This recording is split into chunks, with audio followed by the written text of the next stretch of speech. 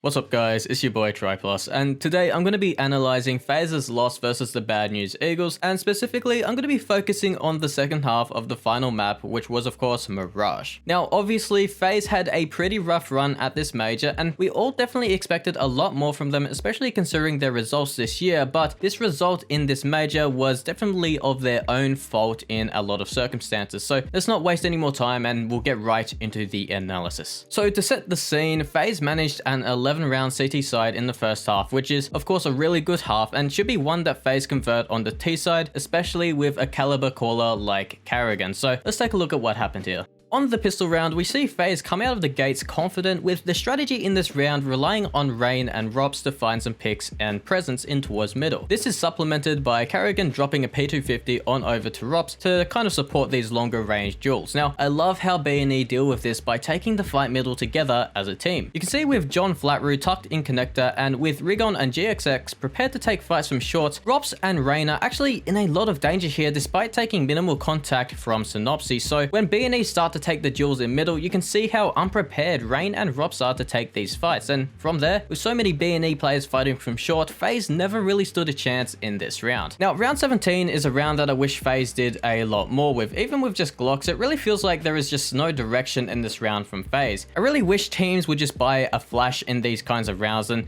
maybe pop flash onto a site, find a couple of kills. It's very rare that you're going to be able to achieve anything being separated with just Glocks and P250, so it makes so much more sense to be grouped up and hit something together with a simple pop flash. Unfortunately, FaZe don't do that here, and they kind of just get picked apart. Whatever, it's just an eco round. In round 18, FaZe start off in a honestly great situation. They trade out 1 for 2 in the A ramp, but what happens next is a little strange and kind of misguided in my opinion. FaZe in this round are ready to commit to the A site from the get-go, and you can see by the positioning of the other players, but the execution is incredibly poor from FaZe. Taking a look at twists, the decision making is a little bit strange. After finding both B&E players in the A ramp, the next logical fight is always going to be from either CT spawn or jungle. So when Twists take the time to clear the site here, he is giving a heap of valuable space to the CTs, and Synopsy takes full advantage of this situation to find an equalizing kill onto Twists. However, Twists isn't really the only one to make a mistake here. Something that seems even weirder in this round is Robs. Taking a look at Robs in this round makes me really question a lot of the decision making from FaZe. Notice the angle that Robs takes in towards Palace. This makes a lot of sense in the beginning, but once Twists has cleared this position out, it makes literally no sense for Robs to be holding this angle, and you can see when Twists dies out in the open that Robs could have easily been in position to trade this kill, as was Brokey, but for Brokey it is a little bit more understandable as he attempted the trade at least but was unable to do so. From this point onwards, FaZe continued to lose aim duels, and a round that should have almost been a guaranteed win for FaZe slips out of their hands due to some very simple mistakes in the mid round. Now, round 20 looks a lot better from FaZe, and the mid round call from Karrigan to pop B side is great on a 4-on-5, and the following rounds also look really good from FaZe as they stroll on forward to a 14-8 scoreline, and this is the point in which FaZe actually start to falter again. To be completely honest, round 23 just looks like it's straight out of a Face It Pug. FaZe plays super aggressive in this round, and while aggression can be good, the type of aggression that FaZe perform in this round just seems really unnecessary. The advantage that B&E have as a team is their team play and individual skill, and what FaZe need to recognize in this game was their own advantage in having one of the best callers in the world up against a team that lacks the experience in high pressure matches. The round falls apart extremely quickly, and with Robs and Twists both dying early on, B&E close out the round with ease. The next round is honestly more of the same, but it's not so much the fault of the FaZe players, but rather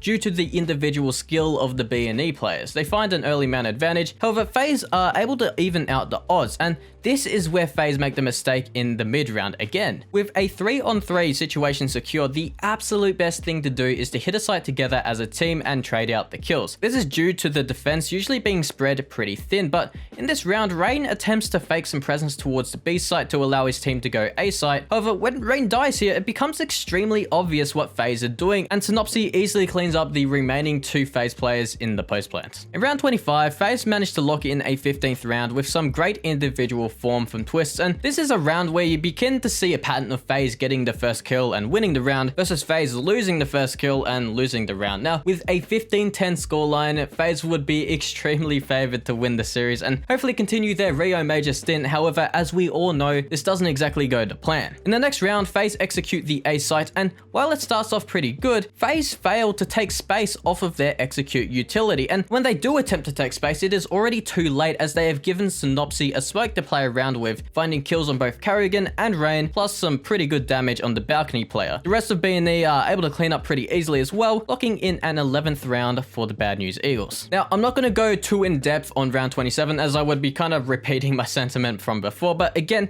just look at the lack of direction from FaZe in these low buy/eco rounds. It really feels like FaZe just wastes these rounds by allowing B&E to dismantle the T sides without facing any significant utility. The purpose of these low buy/eco rounds should be to keep some guns taken out of the hands of B&E and use a lot of utility to kind of push the economy in your own favor, but like I said, FaZe kind of wastes these rounds very often. Round 28, again, just feels like a wasted opportunity from FaZe. A lot of what makes FaZe great is how individually skilled they are and their leadership, but something that they were lacking in this series was confidence, and it really shows. When taking the A site, you can really see how FaZe are playing not to lose rather than to win. They give B&E so much space and never take any space away from B&E. The whole of FaZe looks incredibly timid and afraid to make a mistake, which in itself is the biggest mistake. I'll skip rounds 29 and 30 as round 29 was a bit of an eco and round 30 was the same mistakes happening over and over and over. Poor spacing with poor trading and a lack of direction in the round. So now we get to overtime, and unfortunately things don't get any better for FaZe. The first round of overtime is honestly a great summary of the series from FaZe and is honestly one of the worst FaZe rounds I think I've ever seen of all time. So they run a pocket strat here that they have used in the past where Rops does a super fast jungle and Consmoke goes mid while the rest of FaZe rush out A ramp. The start of the strat is fine, but take a look at what happens as soon as Twist dies. Literally every single FaZe player at A ramp pulls out a molly for default box. And you can see just all three mollies landing on default, and this just screams a lack of communication and level-headed thinking from FaZe. Obviously, FaZe end up losing the round and the first half of overtime, so heading on over to the second half of overtime, B&E honestly just start to look like the better team. The team play is so much better, and most importantly, everyone seems to be on the same page. Rigon starts off the T half with an insane 4K, but luckily FaZe are still able to claw back the first overtime to get us to the second overtime. Now at this point, I honestly thought FaZe would somehow be able to clutch up the game, and they managed to shut down B&E in the first round of overtime too. However, the individuals from B&E start to show some super sick form again, and this time John Flatroof finds a quick double kill up in Palace, and Brokey actually whiffs a pretty easy shot which should be used to trade here. This leads to B&E taking the first half of overtime too with 20 rounds to 19 of FaZe, and while FaZe were able to find the very next round to tie up the game, B&E began to assert the dominance they had shown on the CT side, which got them to overtime in the first place. And honestly, FaZe looks so incredibly lost on this T side Mirage. The thing that sucks is that Mirage should be one of the home maps for FaZe, and they just failed to trade kills that they normally should be, and it felt like FaZe were just allowing B&E to pick them apart in every single round. The confidence levels between FaZe and B&E just seemed so apparent, and Synopsy looked super comfortable pushing and taking space on the CT side, and FaZe just allowed it to happen. So ultimately, B&E take the game 22-20, and while they don't manage to qualify for the champion stage, they at least manage to show what they are capable of, taking down FaZe Clan and pulling off a win at the top level of Counter-Strike. So that's the video. If you enjoyed the analysis, leave a like for the algorithm and subscribe for more content like this. Thanks for watching and peace out.